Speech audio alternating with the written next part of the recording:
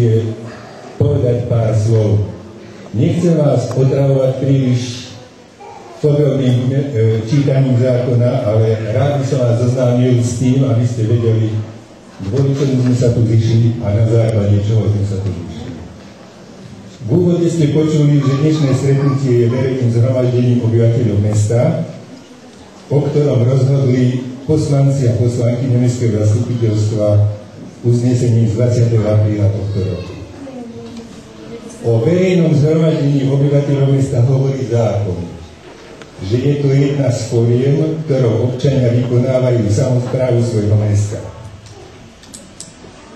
Že nás pritom ignoruje najvyšší výkonný orgán samosprávy, primátor mesta a pani prednostka, ktorá šéfuje mestskému úradu ako výkonnému orgánu primátora a mestského zastupiteľstva, je síce poľutovaniahodné. Ale chcem vás poprosiť, aby ste korektne dovolili vyjadriť svoj názor všetkým diskutujúcim, aby mohli jasne vyjadriť svoje stanovisko. Vopred vám za trpezlivosť ďakujem.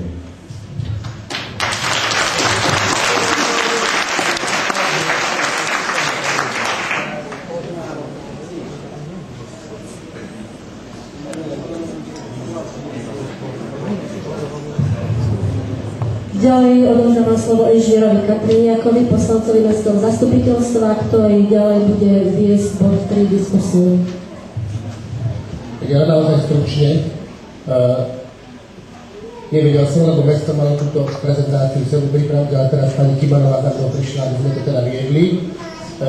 Tou pohľudkou, ešte doplním inžiniera Bibu, bolo to, aby sa vlastne ľudia vyjadrili, pretože pôvodne to bolo tak, že vlastne toto stretnutie nemalo byť. Väčšina poslancov Mestského zastupiteľstva súhlasila s tým názorom, ktorý sme sformulovali s pani inžinierkou architektkou Priehodovou a vlastne nadpolovičná väčšina poslancov schválila toto stretnutie. Naozaj vás prosím, aby z tohto vyšli relevantné, rozumné výstupy, aby tie výstupy mali hlavu petu, aby tie výstupy boli korektné, aby sme jasne formulovali to, čo chceme.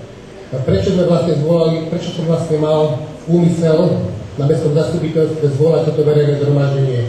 Mal som pocit, že sa naozaj táto vec zametá pod koberec, pretože sa vlastne zverejnila po Veľkej noci, bolo to 30 dní veľmi krátko, zisťoval som si u štátnych úradov, že vlastne kde sa táto vec prerokovala. Podobný zámer bol kdesi pred 10 rokmi životné prostredie, ako mám informácie, tak tento návrh zastavania pamätníka SMP odmietlo a vlastne preto sme chceli aj ďalej vedieť, že vlastne z čoho vlastne vykádajú tieto požiadavky a samozrejme počuť aj vás. Takže sme vám vďační, že ste prišli.